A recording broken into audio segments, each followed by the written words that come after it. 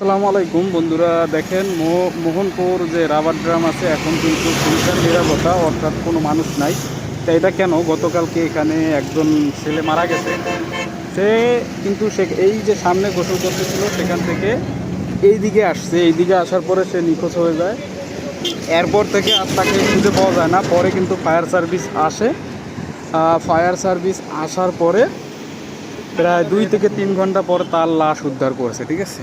তো এখানে ঈদের সময় কেন আর এমনি সময়েও এখানে ভরপুর লোক থাকে, অর্থাৎ গোসলে 50 জন 100 জন থাকে। কিন্তু এখন দেখেন শুনশান নিরাপত্তা এবং কোনো রকম কোনো মানুষ নেই, ঠিক আছে। এটা কেন?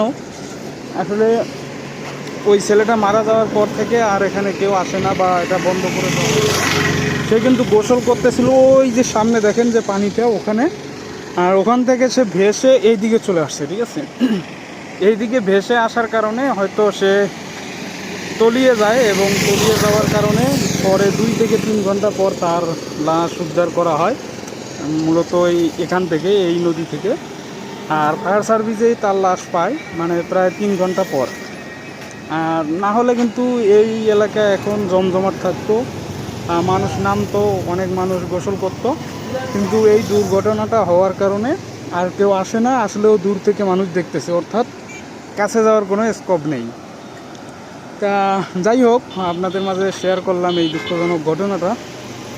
আর এখন শুনশান নিরাপত্তা, যেমন এখানে কেউ আর নামতেছে না, ঠিক আছে। তা এটা আপনাদের মাঝে শেয়ার করলাম। সবাই ভালো থাকবেন। আসসালামু আলাইকুম।